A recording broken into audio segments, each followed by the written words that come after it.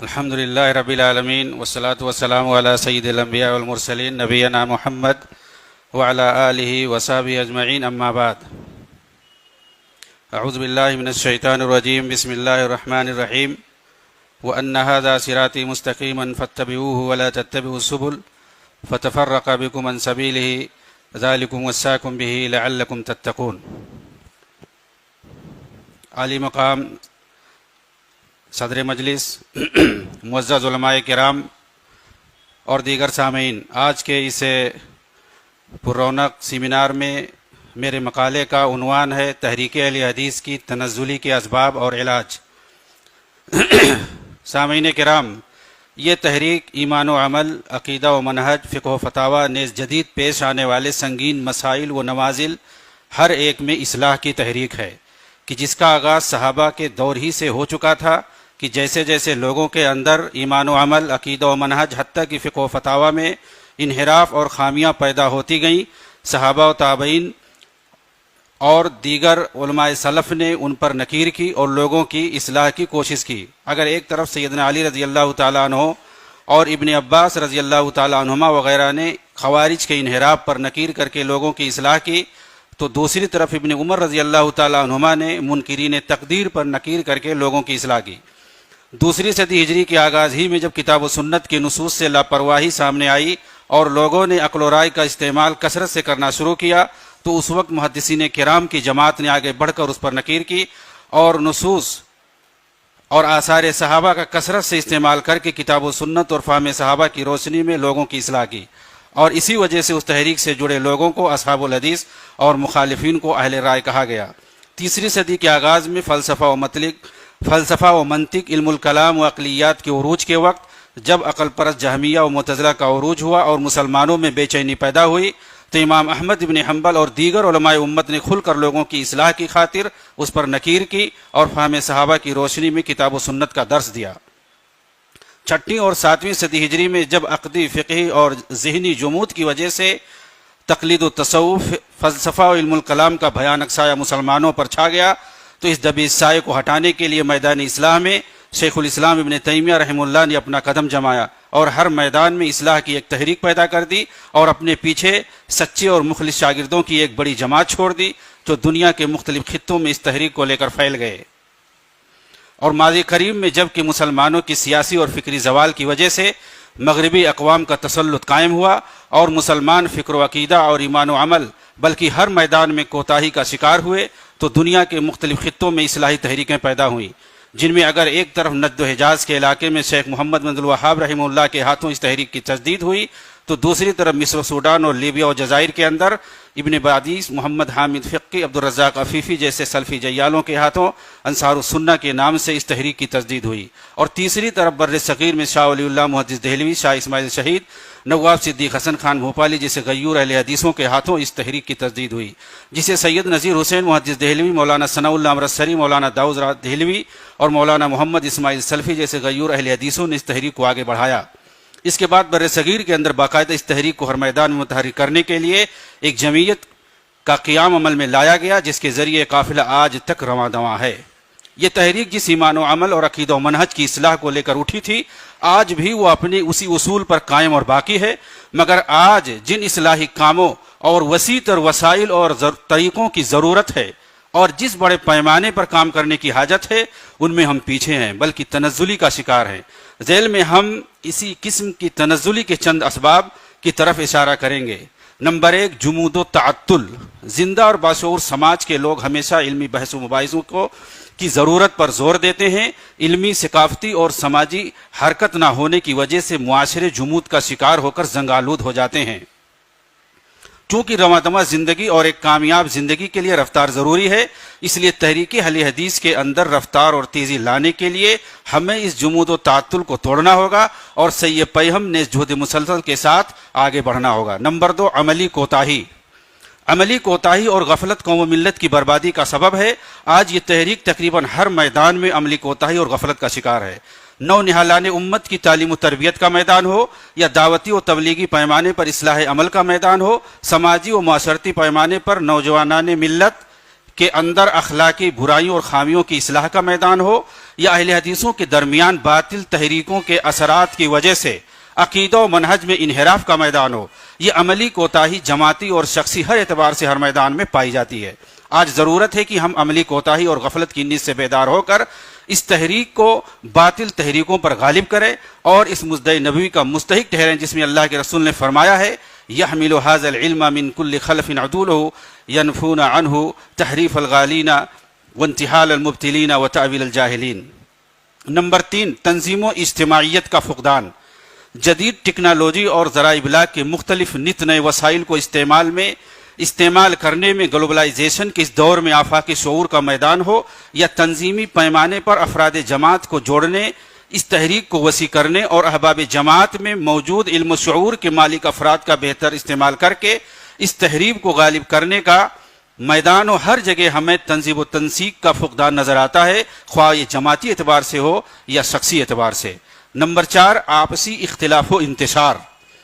ایک طرف اگر فاسد مذاہب اور باطل تحریکوں کے گہرے اثرات کی وجہ سے یہ تحریک منہج و عقیدہ اور فقہ و عمل کے میدان میں انحراف کا شکار ہو کر آپسی اختلاف میں مبتلا ہے، تو وہ دوسری طرف جماعتی و تنظیمی اعتبار سے اتفاق و اتحاد کو لے کر بڑے پیمانے پر یہ تحریک اختلاف و انتشار کا شکار ہے۔ آج ضرورت ہے کہ اہل حدیث ہر دو پیمانے پر منظم طور پر کام کر کے اپنے اندر اصلاح پیدا کرے۔ نچلی سطح سے لے کر اوپر تک آج ہمیں متحد ہونے کی ضرورت ہے، وگرنہ اگر یہی صورتحال رہی تو وہ دن دور نہیں کہ ہم بھی مختلف ٹکڑیوں میں بٹ کر باطل تحریکوں کا لقمہ تر بن جائیں۔ نمبر 5، فکری انارکی۔ جماعتی پیمانے پر منظم طور سے کام نہ ہونے اور تحریکی و تنظیمی کوتاہی ہی کا نتیجہ ہے جس کی وجہ سے ہماری جماعت کے اندر بڑے پیمانے پر فکری لٹریچر اور باطل افکار و نظریات کے حاملین کی کتابیں پھیلی ہوئی ہیں، حتیٰ کہ مدارس و مساجد کے اندر بھی بڑی تعداد میں موجود ہیں۔ یہی وجہ ہے کہ ہماری جماعت کے طلباء اور دیگر نوجوان باطل تحریکوں کا شکار جلد ہو جاتے ہیں۔ دوسری طرف اخلاقی اور منہجی اعتبار سے ہمارے ہاں تربیتی اور ریفریشر پروگراموں کے نہ ہونے یا بڑے ہی محدود انداز میں ہونے کی وجہ سے جہاں ایک طرف ہماری جماعت اخلاقی کوتاہیوں کا شکار ہے تو دوسری طرف لبرلزم اور فکری انارکی کی طرف مائل ہے۔ نمبر 6، احساس برتری۔ اللہ تعالیٰ کی طرف سے کوئی نعمت ملتی ہے تو لوگ اس پر اس کا شکر ادا کرنے کے بجائے اسے اپنی کاوشوں کا نتیجہ سمجھتے ہیں۔ اپنی کامیابیوں کے زوم میں وہ خود کو دوسروں سے بہتر سمجھنے لگتے ہیں۔ یقیناً اللہ تعالیٰ نے اس جماعت کو توحید و سنت جیسی نعمت سے نوازا ہے، اس پر ہمیں کسی احساس برتری کی نہیں بلکہ حمد و شکر اور تواضع اختیار کرنے نیز اس کی طرف دوسروں کو بھی دعوت دینے کی ضرورت ہے۔ احساس برتری دراصل احساس فقر کو جنم دیتی ہے۔ یہ بیماری معاشرے اور تنظیم و تحریک کے لیے ایک ناسور ہے کیونکہ یہ ایک بڑے فساد اور بگاڑ کا سبب ہے اور لوگوں کی دل آزاری کا ذریعہ بھی۔ ساتھ ہی اس احساس کی وجہ سے عمل و اخلاق میں لاپرواہی عام ہے، لہٰذا جس قدر ممکن ہو سکے اس کا تدارک بہت ضروری ہے۔ نمبر 7، مستحکم دعوتی سسٹم کا فقدان۔ خطبات، جمعہ کے خطبات، نمازوں کے بعد دروس اور تربیتی اور دینی اجتماعات کا ایک لامتناہی سلسلہ ہماری جماعت کے اندر پایا جاتا ہے، لیکن ہمارے پاس کوئی مضبوط، ٹھوس اور مستحکم دعوتی سسٹم نہیں ہے کہ جس کے ذریعے ہم اپنے ان خالص دعوتی نمایاں کارناموں کو ہائی لائٹ کر سکیں جنہیں دیکھ کر دوسرے لوگ بھی متاثر ہوں اور ہمارے قریب آ سکیں۔ ایسا لگتا ہے کہ ہم اپنی ان تمام مخلص کوششوں کو اپنے ہی اندر محدود رکھتے ہیں اور انہیں آگے بڑھانے کے لیے ہمارے پاس کوئی منظم سسٹم نہیں ہے۔ لہٰذا یہ وقت کی ضرورت ہے کہ ہمیں اپنے ان کاموں کو ہائی لائٹ کرنے اور دوسروں تک پہنچانے کے لیے جماعتی پیمانے پر مستحکم اور منظم دعوتی پلیٹ فارم تیار کرنا ہوگا۔ نمبر 8، لائحہ عمل اور منصوبہ سازی۔ اجتماعیت پسند ذہن بنانے اور مل کر کام کرنے کے لیے ذہن سازی کرنے کی ضرورت ہوتی ہے۔ اسے مستحکم لائحہ عمل، منصوبہ سازی اور پروگرامنگ کے ذریعے آگے بڑھانا ہوتا ہے۔ کوئی بھی قوم جب بغیر منصوبہ سازی اور بغیر نصب العین اور ٹارگٹ کے کام کرتی ہے تو وہ منزل مقصود تک نہیں پہنچ پاتی ہے۔ اس لیے آج ہمیں شخصی، ادارہ جاتی اور جماعتی ہر پہلو سے منصوبہ بندی کے ساتھ کام کرنے کی ضرورت ہے تاکہ تحریک اہل حدیث کو آگے بڑھانے میں یہ مہمیز کا کام کرے۔ نمبر 9، دعوتی کاز پر ترکیز۔ باطل تحریکوں کے پروپیگنڈوں کا شکار ہو کر ہماری جماعت کے بہت سارے لوگ رفاہی اور انسانی کاموں میں بڑھ چڑھ کر حصہ لیتے ہیں اور اسی کو اصل دعوتی کاج سمجھنے لگتے ہیں۔ یہ ہماری بہت بڑی بھول ہے۔ رفاہی اور انسانی کاموں کے لیے ہر جماعت اور ہر قوم و ملت میں متمول اور مخیر حضرات انفرادی اور اجتماعی طور پر کام کر رہے ہیں۔ یہ کوئی دینی اور دعوتی اعتبار سے امتیازی کام نہیں ہے۔ تحریک اہل حدیث کا اصل اور نمایاں کام توحید کی دعوت ہے، منہج و عقیدہ کی اصلاح ہے، شرک و بدعت اور تقلید و تصوف پر رد ہے، نیز اخلاقی برائیوں پر نکیر ہے۔ اس کے ساتھ اگر استطاعت ہے تو رفاہی انسانی کام بھی کیا جائے، اس پر کوئی قدغن نہیں لگاتا، مگر دوسری تحریکات کی طرح دینی اور دعوتی پیمانے پر اسی کو سب کچھ سمجھ لیا جائے، یہ ایک سنگین غلطی ہے۔ لہذا ضرورت ہے کہ ہم دعوتی کاج کے نام پر اپنے اصل اور بنیادی امور پر ترکیز کریں۔ نمبر 10، فقہ و فتاوی کا مرکزی اہتمام۔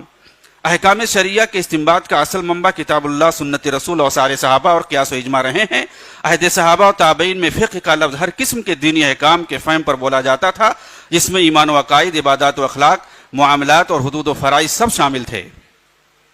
پیش آمدہ مسائل و نوازل کو مذکورہ مصادر کی روشنی میں حل کیا جاتا تھا، اور آج بھی الحمدللہ اہل حدیثوں کے یہاں یہی سسٹم قائم ہے، مگر اس کے لیے جس طرح منظم انداز میں جماعتی پیمانے پر فقہ و فتاوی کا اہتمام ہونا چاہیے، اس طرح دیکھنے میں نہیں آ رہا ہے۔ ہاں، بعض اداروں اور شخصیتوں کی طرف سے انفرادی کام ضرور ہو رہا ہے جن کی ہمیں حوصلہ افزائی کرنی چاہیے، مگر منظم طور پر جماعتی پیمانے پر جس طرح یہ کام ہونا چاہیے وہ موجود نہیں ہے، جس کی وجہ سے ہماری جماعت کے اندر بالخصوص نوجوانوں میں دینی مسائل کے اندر خاص طور سے پیش آمدہ سنگین مسائل اور نوازل میں حیران اور پریشان نظر آتے ہیں، اور جس کا نتیجہ یہ ہوتا ہے کہ دوسرے مسالک اور مذاہب کے فتووں سے، حتیٰ کہ باطل تحریکوں کے جذباتی فتووں اور بیانات سے متاثر ہو کر ہم اپنی جماعت سے بدظن اور مایوس ہو جاتے ہیں۔